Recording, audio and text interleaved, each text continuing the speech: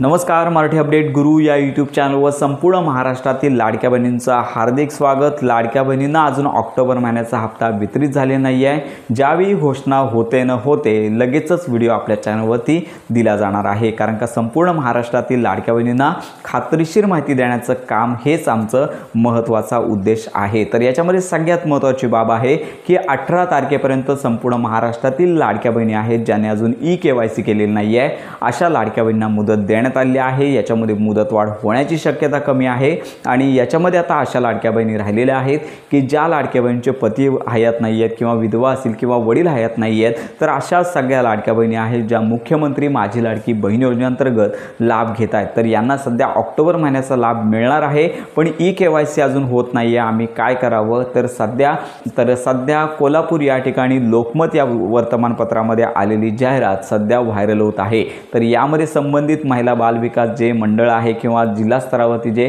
कार्यालय आहे तर यांच्यातील अधिकाऱ्यांनी माहिती दिलेली आहे। आपल्या स्क्रीनवरती ही बातमी पाहू शकता। तर या बातमीमध्ये म्हणण्यात आलेलं आहे, ज्या लाडक्या बहिणींचे पती किंवा वडील हयात नाही आहेत अशांनी त्यांचा सांभाळ करणारे जे घरातली व्यक्ती असतील तर यांचा आधार कार्ड किंवा त्यांचा मुलगा किंवा चुलते किंवा इतर नातेवाईक असतील ज्यांचा ते सांभाळ करत आहे तर त्यांचं आधार कार्ड द्यावं अशी माहिती यामध्ये देण्यात आलेली आहे। आणि तुम्ही जर हे आधार कार्ड दिलं तर तुमचा प्रॉब्लेम सॉल्व्ह होईल आणि तुम्हाला पुढील लाभ मिळणार आहे, अशा प्रकारची बातमी केवळ या वर्तमानपत्रामध्ये आलेली आहे। त्यामुळे संपूर्ण महाराष्ट्रातील लाडक्या बहिणींनी आता ई-KYC करायची का असा देखील प्रश्न आहे, परंतु आपण सांगत आहोत की ज्या संपूर्ण महाराष्ट्रातील अशा लाडक्या बहिणी आहेत की ज्यांचे पती किंवा वडील हयात नाही आहेत तर यांच्या तरतुदीसाठी मंत्री आदित्य तटकरे असतील तर यांनी स्वतः अपडेट देणं गरजेचं आहे किंवा प्रेस कॉन्फरन्समध्ये अशी घोषणा करणे गरजेचं आहे, किंवा महाराष्ट्र शासनाचे जे महिला बालविकास जे मंडळ आहे यांच्याकडून तशी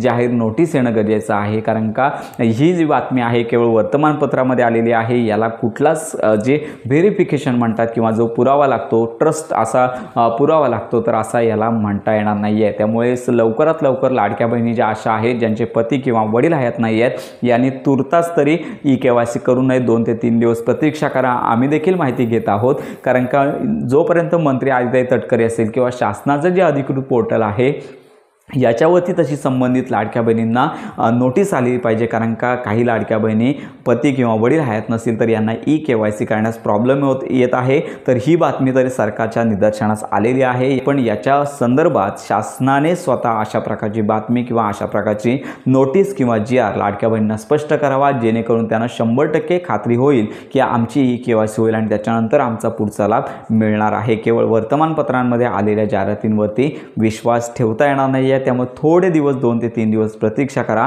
आम्ही देखील या संदर्भात माहिती घेत आहोत। जर ही माहिती 100% खरी ठरली तर यावर आपण माहिती देणारच आहोत। तर अशा प्रकारे ज्या लाडक्या बहिणींची ई-KYC झाली नाही आहे त्यांनी सर्वात प्रथम तुमचा आधार कार्ड टाकून पार्शियली व्हेरीफाय करून घ्या। त्याच्या नंतरची पुढची प्रोसेस आपण लवकरच माहिती घेऊन देणार आहोत। तर अशा प्रकारे ऑक्टोबर महिन्याच्या हप्ते वितरणाची घोषणा अजून झाली नाही आहे। आम्ही देखील प्रतीक्षेत आहोत।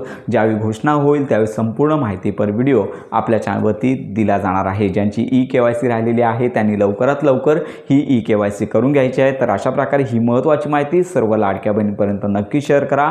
योजनांसंदर्भात खात्रीशीर माहितीसाठी आपल्या चॅनलच्या कनेक्टमध्ये राहा।